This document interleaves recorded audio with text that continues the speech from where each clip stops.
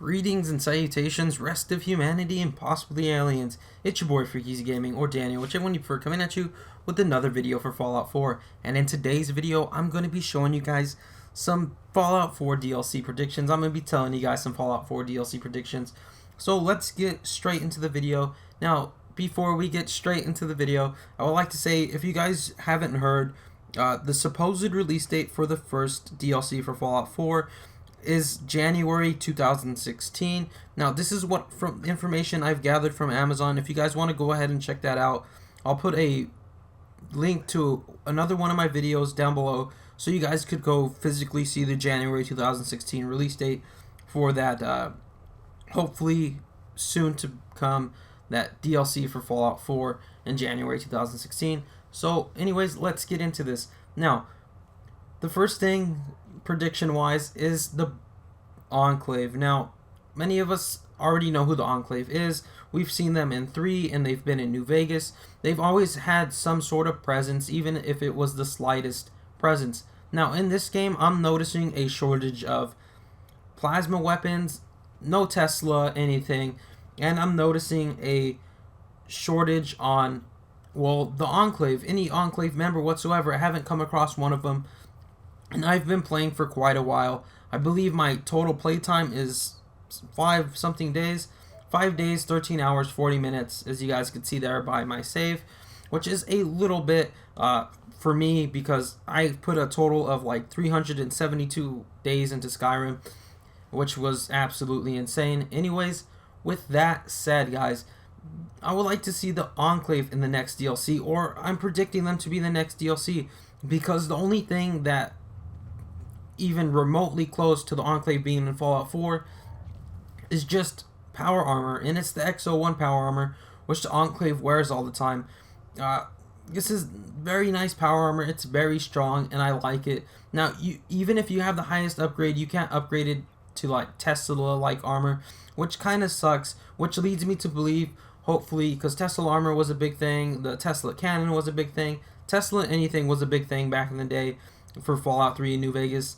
And I think it's going to resurface its appearance here in 4, probably within the next DLC or so.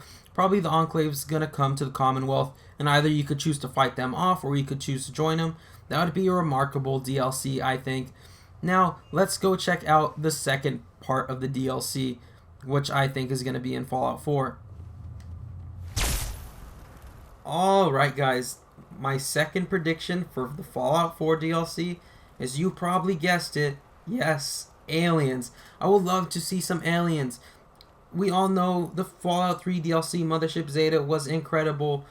We got some awesome weapons. You got a few cool pieces of apparel for your guy. You got to meet some amazing people like the samurai on board this spaceship. And it was absolutely incredible. And it was fun as hell to fight some aliens. And the weapons, don't even get me started on the weapons. They were awesome. As you can see here, I got the alien blaster. But this is just my second prediction for the DLC for Fallout 4. Now let's move on into my more serious predictions that I think probably have a better chance of making it into Fallout 4.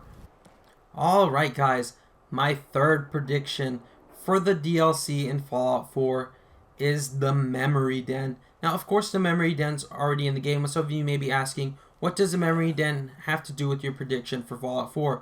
Well, if you remember from the beginning of the game, your character was in the war before the bombs fell, and it'd be awesome to play through some of that story, maybe see some of what his life was like before the war, especially this being the Memory Den, and being able to traverse back into his old memories.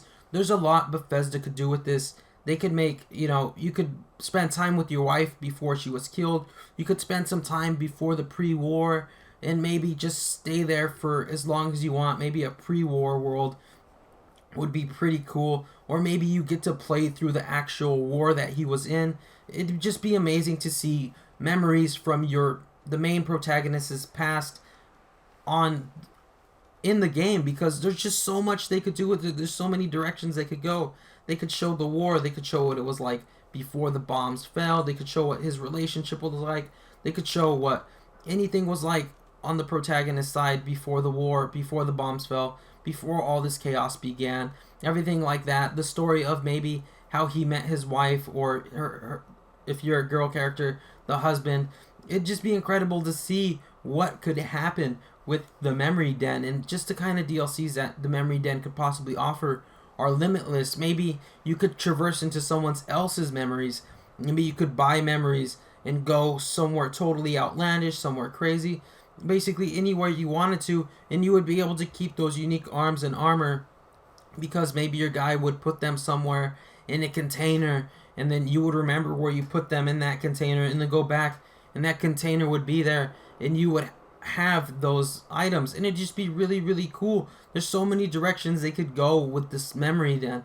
I'm sorry guys, I got a little carried away with the Memory Den, but you guys could see what I'm talking about. There's so much they could do with the Memory Den. Now let's move on to my fourth and final prediction for Fallout 4 DLC.